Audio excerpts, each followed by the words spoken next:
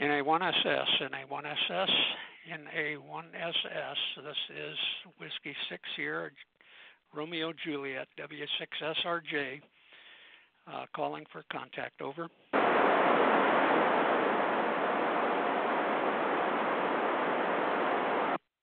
NA1SS, NA1SS, NA1SS. This is W6SRJ calling.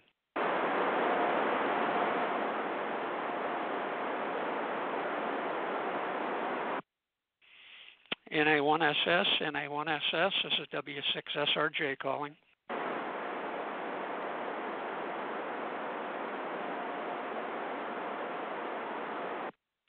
NA1SS, NA1SS. NA1SS, this is W6SRJ.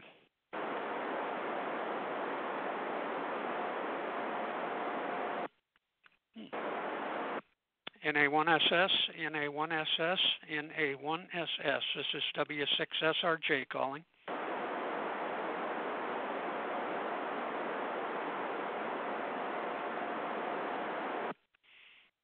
NA1SS, NA1SS, this is W6SRJ calling.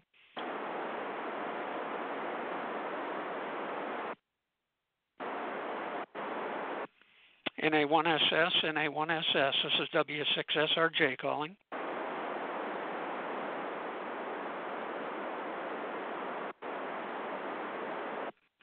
NA1SS, NA1SS, this is W6SRJ calling.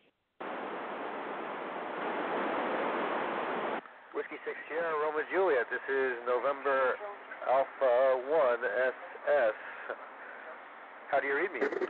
Read you 5x5, Mark. You ready for the first question? I sure am, and welcome to the space station. Thank you. Go ahead, Petros. What experiments are you currently working on? Over. There are between 200 and 300 experiments at any time on the space station. I've personally participated in one that involves maneuvering satellites inside the space station, and another one that helps grow non-animal protein sources potentially for future use in space travel or on the Earth. How is the ISS protected from impact with space debris? Over. We have multiple layers of protection, metal layers that have actually been struck by debris. That helps protect us. Also, when we have something that we know is in our path, we can change the orbit of the space station slightly to get to a more safe trajectory. What are the contingency plans if there's a puncture in the hull? Over.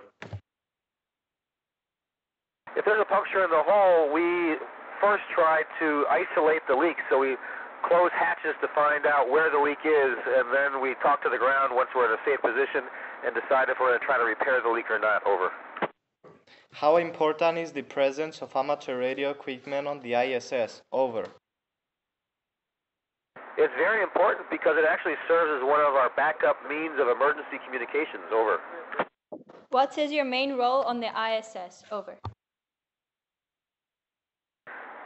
My main role on the ISS is to serve as the hands of scientists on the ground to help them accomplish their experiments and to keep the space station running. Over.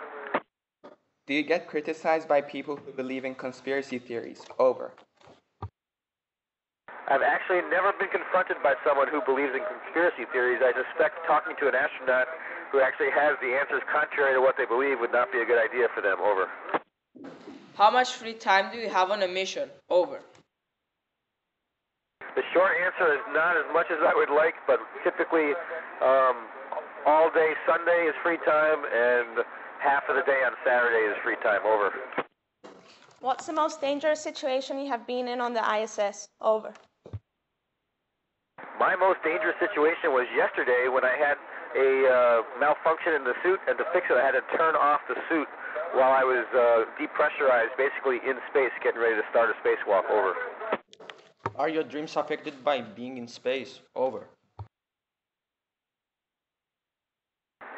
No, I haven't had any dreams that were different in space. I have noticed watching movies, though, that sometimes I was surprised when things didn't float.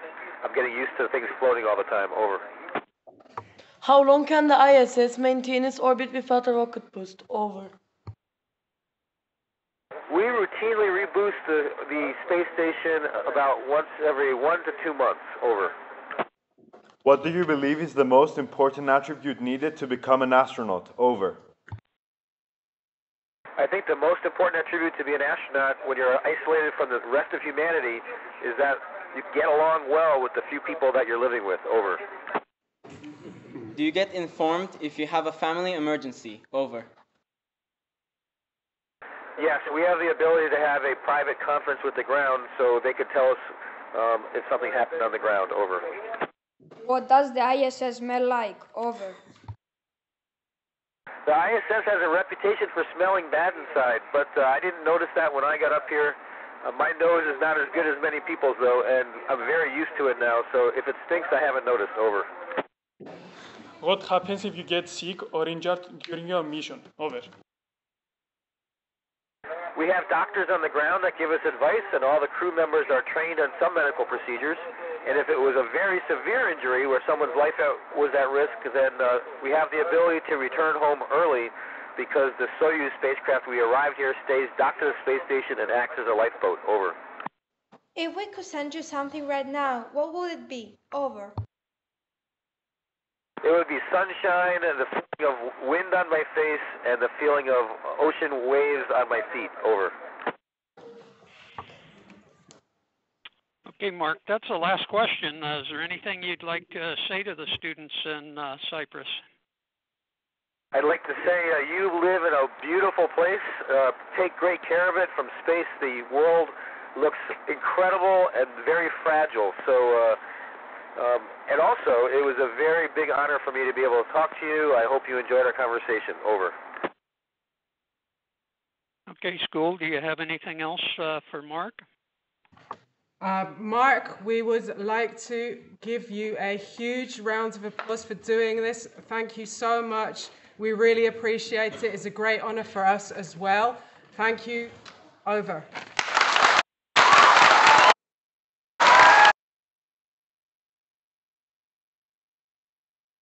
I think that was even better than standing in ocean water and feeling the wind on my face. Thank you very much. Over.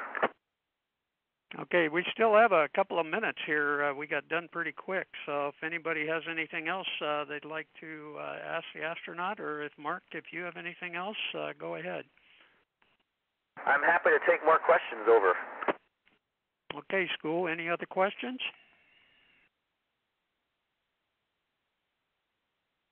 Okay, so we have a question from the audience. Just say, what do they eat in space? What do you eat in space? Over. We eat food. I think the question was, what do we eat in space? We have dehydrated food, and we also have what we call thermal stabilized food. But it's quite a wide variety of food, everything from blueberry cobbler to beef patties. We have okay, we still have a couple. Stavros. Yes, go ahead. How often do you have to exercise in space? Over. We have 3 exercise devices. One is a bicycle with no seat because we don't need to sit down on it. And then there's a weightlifting machine, but lifting weights doesn't really work for us up here. So it's like a spring-powered type of thing, but the spring is a vacuum. And then finally, we have a treadmill. And we use bungee cords to hold us down on the treadmill so as we're running, we don't push ourselves away from it. Over. When will the first person go to Mars? It won't be me. Hopefully it'll be one of the people at your school.